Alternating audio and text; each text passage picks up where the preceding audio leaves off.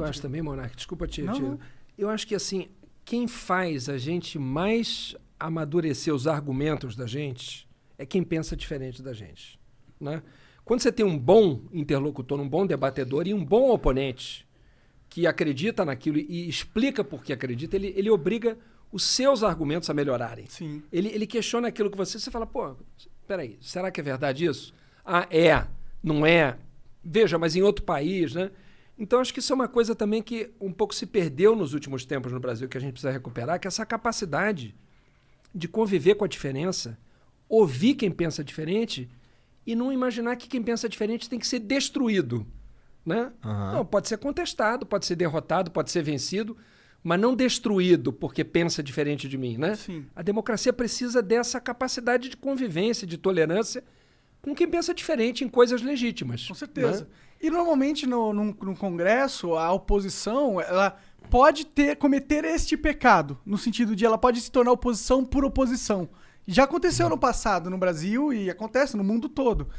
Essa é uma coisa que você não vê acontecendo agora. Eu vou te dar um exemplo da semana passada. Na semana passada, na quarta-feira de manhã, o ministro Paulo Guedes, ministro da Economia, me ligou, disse, Molon, estou te ligando porque a gente está querendo aprovar a reforma tributária e a gente quer fazer algumas coisas que eu acho que vocês defendem. Por exemplo, tributar lucros e dividendos. Vocês defendem isso? Falei, defendemos. Então, eu quero conversar com vocês, porque vocês defendem isso, nós também. Vamos conversar sobre isso? Falei, vamos. Eu vou consultar os líderes dos partidos de oposição que eu represento para não dar uma resposta sem ouvi-los, mas eu vou defender que a gente vá conversar com o senhor. Tá bem. Consultei os líderes, todos concordaram. Retornei para ele no fim do dia, ministro. Todo mundo tá de acordo. Vamos conversar. Quando? Vamos terça da semana que vem, seria amanhã. Fechado, Molon, muito obrigado e tal. Falei, nós vamos levar as nossas propostas, a gente vai levar o que a gente defende, e o senhor apresenta o que o senhor defende, e a gente vê o que há de acordo. Se a gente chegar num denominador comum, num mínimo ali que sirva para os dois, a gente vota a favor. Pô, maravilha. Então isso foi semana passada. Infelizmente, no dia seguinte, ele ligou para desmarcar, porque a iniciativa dele tinha causado um incômodo na base do governo na Câmara, em quem está articulando a reforma para o governo na Câmara. Entendi. Porra, mas isso é meio burro, não é? Eu achei uma estupidez. Mas incomodou não foi porque culpa dele. Não Ele dele. falou, ele me ligou até constrangido, dizendo, Molon, pô, tô até meio sem graça, porque ontem eu liguei para convidar e hoje eu tô ligando para desmarcar. Eu falei, ministro, eu lamento muito. Eu acho que esse ciúme que tiveram lá, um ciúme bobo. Entendi. Sabe? Porque, pô, a gente tem... Não era porque você era o líder da oposição, era porque o cara que tinha que ter vindo falar com você. Na verdade, Não, ou era- ele que tinha que ter falado comigo, ou ele queria negociar. É. Entendi. Em nome do governo, entendeu? Entendeu. Só que nós dissemos, não, pô, por que a oposição não pode conversar com o governo? Tem que Total conversar, pode. pô. E ele vai defender os pontos dele, eu vou defender os meus, a gente vai defender os nossos. Não só Se- pode como deve, já dizia minha mãe. Isso é civilidade, né? É. E o Paulo Guedes ficou teve essa iniciativa porque no ano passado teve um episódio que o Randolph relatou aqui para vocês quando teve, que foi a sugestão que ele e eu demos para que um certo recurso que estava no parlamento fosse usado para a pandemia. E depois ele ficou grato a isso. Ele, inclusive, mencionou isso algumas vezes, citando o Randolph e a mim. Então, eu tenho essa visão, né? Quer dizer, a gente não vota contra o governo porque é governo. A gente vota contra o governo naquilo que o governo defende, que é contra o que a gente acredita. Que é Agora, mais do que legítimo. Que é mais do que legítimo. Agora, se o governo propõe alguma coisa que é boa para o país, por que eu vou votar contra? Só porque é do governo? Isso é pequeno demais. Né? Total. E aproveitando esse tema, eu queria elogiar ou parabenizar que o Bolsonaro vetou o fundão eleitoral de 6 bi, tá? Na Pelo LDO. menos agora, inicialmente, na LDO. Lei de Diretriz Orçamentária. Mas aparentemente tem uma tal de LOA, né? Que é... eu não lembro O que significa. Lei orçamentária anual. anual. Isso. Que ele pode, daqui no final do mês até, ele pode incluir novamente o fundo eleitoral com uma verba um pouco menor, tipo de 4 bilhões, mas ainda assim acima da verba que era antes, que era de 2 bilhões. Isso. Então, Bolsonaro, parabéns. Mandou bem. Mas Esse veto... mantenha o veto. Mantém o veto e mata esse negócio. Inclusive, se você puder trabalhar pra... Eu penso assim, matar o fundo eleitoral ou democratizar ele, colocar ele por CPF, você deveria fazer isso. Mas parabéns, cara. Eu prometi que ia ficar em 10 episódios, ia dar essa moral, e eu vou cumprir. Moral dada. Ou, Palavra dada, palavra cumprida. o que tu acha desse lance de fundão eleitoral? Esse é um ponto que eu acho que é preciso entender, né? Assim, porque, por exemplo, esse é um tema, como eu dizia há pouco, impopular. Né? Assim, as pessoas pensam assim, dinheiro para fazer política, isso será que deve ter? Vamos dizer como é que era antes de ter o fundo eleitoral, né? Que foi criado, sei lá, 4 anos atrás. Né? A primeira eleição foi a eleição de 2018, que teve fundo eleitoral. Essa decisão de criar o fundo eleitoral veio na sequência de uma decisão do Supremo que proibiu doação de empresas para partidos e candidatos. Tinha os problemas do Caixa 2 e tal. Não só isso, Igor, tinha também. Mas não é só por isso que é errado, a cada 4 anos, todos os caras que vão fazer leis no país e que vão governar o país, bater na porta de empresa para pedir dinheiro para sua campanha. Porque aí a empresa coloca umas cordinhas nele. Isso cria uma dependência do mundo político em relação ao mundo do dinheiro, a quem tem dinheiro, que não é boa para democracia nenhuma. Assim, o que deve valer é voto e não dinheiro. As pessoas devem chegar ao poder, né? E aí eu vou falar em relação ao próprio Bolsonaro, né? Contra quem eu votei contra ele. Mas ele chegou pelo voto lá. Ele não chegou pelo dinheiro. Não foi o dinheiro que o elegeu. Eu tenho uma série de críticas à forma como ele fez a campanha. Eu acho que a maneira de tratar as informações foi uma maneira distorcida, mas não foi pelo dinheiro que ele chegou lá. E eu acho que uma democracia é isso com todos os problemas que ela tem. Eu acho que o Brasil está passando por um momento péssimo. Eu adoraria que ele não tivesse sido eleito, mas foi. Foi decisão da população, do povo. Então, eu acho que é o voto que deve decidir quem se elege, não quem tem melhores relações com empresas que dão dinheiro. Quando isso foi proibido pelo Supremo corretamente, criou-se um problema de, tudo bem, a empresa não pode doar, mas como é que você financia as eleições? O dinheiro tem que sair de algum lugar. Doação individual, talvez? Poderia sair. E eu toparia que fosse com uma condição. Que fosse a doação individual, ela fosse limitada a um valor igual por pessoa. E ela não Perfeito. Hoje em dia ela não é. Hoje em dia como é que é? A pessoa pode doar, a pessoa física, pode doar até 10% do total do que ganhou no ano anterior. Ora, 10% do homem mais rico do Brasil. É.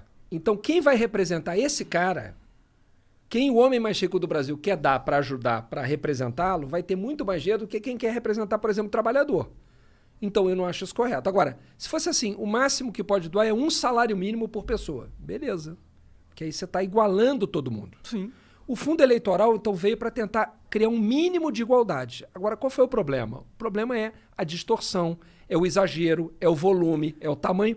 E não se tomaram outras medidas, que eu acho que poderiam ter tomado, para você fazer campanha com menos dinheiro. Por exemplo... Desculpa só te cortar aqui, mas é que você falou uma coisa que linka com algo que você falou agora há pouco, que era que antes tinha uma distorção que os caras iam lá pedir arrego para os grandes empresários. Isso. Porém, do jeito que o fundo eleitoral está construído, agora esses senhores mudaram. Agora eles são os líderes partidários. Os presidentes de partidos. Mas isso é uma distorção, tipo, a gente só mudou quem era o carrasco, mas a gente ainda está numa situação onde existe um carrasco. Você tem razão. É preciso, como você disse bem, pensar formas de democratizar isso para impedir que sejam as burocracias partidárias, as direções partidárias que se mantêm lá por muitos anos às vezes, que definam quem que vai ser o beneficiado, quem vai ser o escolhido. Tá certo, né? E aí tem algumas medidas que podem ser tomadas, inclusive na forma da gente escolher os candidatos, por exemplo. Democratizar quem são os escolhidos pelos partidos, abrir essa decisão. Eu tenho uma sugestão, inclusive. Pode falar. Podia ser por CPF. Em que sentido, assim? Tem o fundão eleitoral, que é 2 bi. Sim. Divide ele por 220 milhões de pessoas, sei lá quantos hoje vivem no Brasil, ou quem pode eleger, divide por as pessoas votantes, os cidadãos votantes do Brasil, divide essa grana igualmente em todo mundo. Você pode falar assim, ó, eu quero R$5 para esse candidato, R$5 para esse partido, R$5 para... Aí você escolhe, entendeu? Eu acho uma excelente ideia. O que acontece, Monark? Isso que você está propondo é, no fundo, transformar ou melhor, igualar a distribuição de dinheiro à distribuição de voto. Correto, você está distribuindo o poder de decidir para quem vai o dinheiro. Né? Você está tirando de uma cúpula e está dando para todo o país. Acho que é uma ótima ideia. Ideias como essas, acho que servem para aperfeiçoar o modelo. Agora, é errada a ideia de que você pensa assim, não, o ideal era não existir fundo eleitoral. Por quê? Não, cada um devia fazer campanha com seu dinheiro. Aí eu pergunto, quem que poderia bancar a sua campanha? Os caras ricos. Aí você diz assim, então o Congresso vai ser povoado por quem tem muito dinheiro? Será que um Congresso que é feito só de gente que tem muito dinheiro vai fazer leis boas para quem pega ônibus? Entende? Quer dizer, então não é tão simples quanto parece. E acho que o Congresso errou de não fazer outras coisas que poderia ter feito para reduzir o custo da campanha. Por exemplo, o meu partido, né, lá no Rio de Janeiro, o PSB. Lá no Rio de Janeiro nós elegemos 46 deputados federais no estado. Aqui em São Paulo são 70 deputados federais. Né? Então, vamos pegar o exemplo aqui de São Paulo, do estado de São Paulo. Cada partido no ano que vem pode apresentar 150% do número de vagas que tem. Então, o PSB pode apresentar 105 candidatos a deputado federal, o PSDB, o PV, o Novo, o PSL, o PT, todos eles. O que a gente podia fazer? Diminuir a quantidade de vagas. Fala assim, não vai ter 150% de candidato. Vai ter 50% de candidato. Cada partido pode apresentar 35 candidatos e não 105. Aí você faz a mesma quantidade de dinheiro valer mais, porque você tem que distribuir por menos candidatos. E os partidos escolham melhor os seus candidatos. Porque o que acontece hoje? Os partidos, como tem 105 vagas, eles tentam catar o máximo de candidato possível para somar o máximo de voto para eleger o máximo de gente. Entende? Então o partido acaba quase que pedindo para as pessoas serem candidatas. Não é bom. O bom é que seja candidato quem quer ser candidato. Sim. E que o partido faça uma avaliação de quem tem mais chance. Enfim, ou até abra a decisão de quem vai ser candidato para a população. Não é? Quer dizer, tem países em que as pessoas escolhem quem vai ser candidato, quem escolhe é o eleitor comum. Por exemplo, o que foram as primárias lá nos Estados Unidos que escolheram o Joe Biden, né? Uhum. Quem vota? Qualquer eleitor. Obrigar o partido a ter primária. Por exemplo. Legal, seria Não, ótimo. que aí se abre a Sim. decisão, tira da cúpula e compartilha, né? É, aquela história, o poder ele é meio tóxico, né? Quanto mais concentrado ele fica em qualquer organismo, seja ele uma empresa ou um órgão estatal, mais tóxico fica o ambiente, né? A gente estava falando antes do Senhor dos Anéis, né? Exatamente isso, né? Do anel, né? Desse símbolo que no Senhor dos Anéis é o poder que, de fato, pode envenenar, né? Eu tenho dúvida se o poder corrompe ou se ele revela quem a pessoa é. Eu tenho uma certa dúvida, assim. Claro que ele facilita que as piores características se desenvolvam, mas eu tenho muita dúvida se ele corrompe, ou se a pessoa, muitas vezes, já foi atrás do poder corrompida na mente, ainda que ela não tivesse praticado corrupção, se ela já não foi. Ah, com certeza, se ela busca poder assim desenfreadamente ao ponto de alcançá-lo, porque alcançar poder, às vezes, você tem que realmente querer muito, né? Talvez aquilo só aumente uma distorção que ela já tinha prévia na personalidade dela. Muitas vezes é isso. Tu se enxerga um cara poderoso? Não. Tu é o líder da oposição. Mas líder da oposição, o que eu faço? Assim, na verdade, eu articulo, né? Eu ajudo a articular, a organizar, com outros colegas, o que a gente vai fazer para se contrapor ao governo, qual proposta a gente vai apresentar, né? Não me sinto uma pessoa poderosa, não. Assim, eu sinto que eu estou deputado. Tu tá deputado há quanto? Já acho que é o segundo mandato? Esse é o terceiro mandato de federal. Eu tive 2 como estadual. Então, eu tive 2 mandatos lá na LERJ, né, na Assembleia Legislativa do nosso estado. Você sou carioca. Oriundo lá do Rio também, é carioca. E 3 mandatos como deputado federal. Então, assim, cada mandato é uma luta. Agora há pouco conversava que uma vez me viu panfletando na rua. Eu faço muito campanha assim, né? Eu tava falando que a primeira vez que eu te vi, eu tava saindo do metrô de Botafogo e tu tava lá panfletando. Eu fiquei, caralho, Molon. Eu não sei porque que eu já sabia quem você era. Provavelmente por causa Faz muito tempo isso. Hã? Não é muito tempo isso? Faz um tempão. Mas assim, a gente tava avaliando que deve ter sido 2014. Por aí. Mas eu já sabia que você era o Molon. Porque, assim, primeiro que os teus cabelos brancos chamam a atenção. Não, eu boto a máscara e todo mundo me reconhece mesmo de máscara. Ninguém... O símbolo tá na cabeça, né? Mas é verdade, você é um cara que, pô, vai pra rua. Você ainda vai pra rua? Vou pra rua. Quando você era criança, você imaginava que você ia virar um deputado, Nunca imaginei. líder da oposição? Não, nunca imaginei que eu fosse trabalhar com política, que eu fosse me dedicar a isso. E o Não. que te levou pra isso? Foi a minha experiência como professor.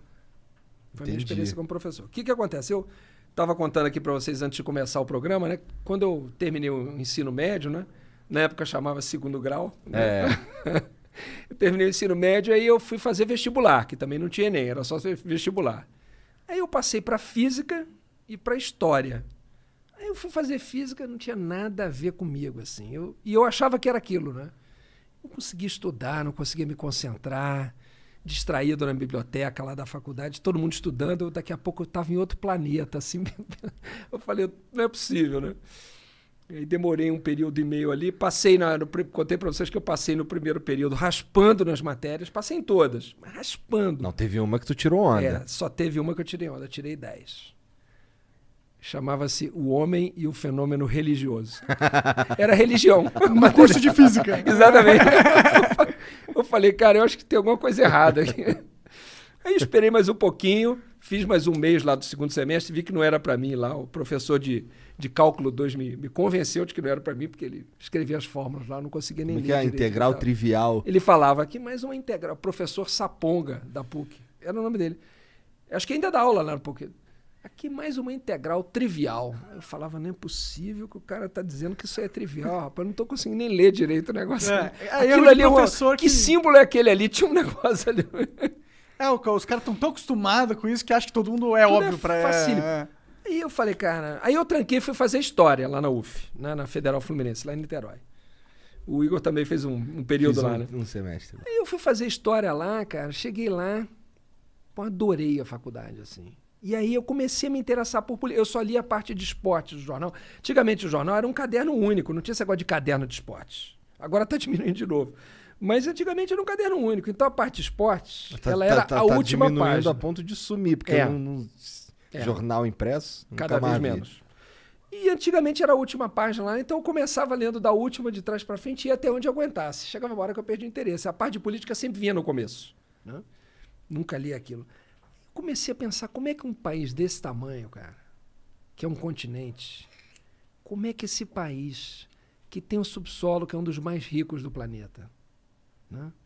Pô, que tem 1/4 da biodiversidade do mundo, que tem um clima que a gente pode plantar e colher o ano inteiro, que tem o maior potencial hídrico do mundo, o país que mais tem água doce do mundo é o Brasil. Isso é uma riqueza sem tamanho, sobretudo agora. Pouca gente... porque 200 milhões de pessoas para esse país não é nada, digamos assim, não é um país superpopuloso tipo Índia, China, né? O tamanho da população não é um problema, ao contrário. Como é que ainda morre gente de fome num país desse, cara? Como é que não tem saneamento em Como é que não 100 tem milhões de pessoas? Como é que pode? Aí isso começou a me intrigar. Aí eu descobri, cara, a resposta disso está na política. Vou estudar esse negócio, assim. Aí comecei a ler e tal. Me formei, fiz concurso público lá no Rio. Passei para a Rede Municipal de Educação. E aí fui dar aula numa escola municipal, que fica ali na Gávea, né?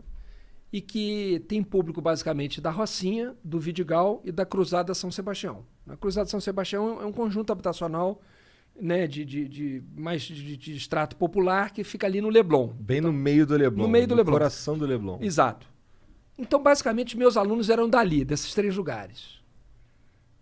Perguntava para os meus alunos lá, vocês querem fazer vestibular para quê? Eu dava aula para 5ª série e 8ª série. Atualmente seria 6º ano e 9º ano, né? Então era antes do ensino médio, mas já era ali para adolescente, né? Assim, 14 anos, 15 anos. E eu falava, vocês querem fazer vestibular para quê? Para que vocês vão fazer vestibular? Aí um dia uma aluna minha levantou o dedo assim e falou, professor, eu falei, pode falar, você quer fazer vestibular para quê? Ela falou, isso não é para a gente não, professor. Esse negócio de vestibular não é pra gente, não. Isso é pro pessoal dos colégios ricos aqui perto, porque o bairro é rico, né? A gente vai trabalhar em supermercado. Aquilo foi um soco no meu estômago, sabe? Ela falando assim, claramente a percepção correta de que para muita gente no Brasil essa porta tá fechada. Cara, eu saí daquela aula ali, parecia que tinha caído um cofre assim na minha cabeça, né? Aí eu falei, cara, como é que a gente vai construir um país desse jeito com a maioria da população falando isso não é pra mim? Não pode, cara. A percepção dela tá correta, mas a culpa é do país, cara. O país tá dizendo isso pra ela. Isso não é pra você. Não tá nem 100% correta, tá tipo 99% Sim, correta. tem... Porque tem sempre uma chance. Não, é que sempre tá, possível. mas essa chance, Monarca, é sempre uma exceção. E Que não tinha uma regra. E o cara Sim. precisa acreditar que existe. Não, e né? estatisticamente falando, o fato é que as pessoas vão continuar na situação. E tá errado, assim, por quê? Porque, bom, não é que todo mundo tenha que fazer a mesma coisa, mas todo mundo tem que ter, pelo menos, cara, igualdade de oportunidades. Sim. Essa igualdade é a igualdade mais básica que tem em qualquer país do mundo. Estou falando de país capitalista, não estou falando de nada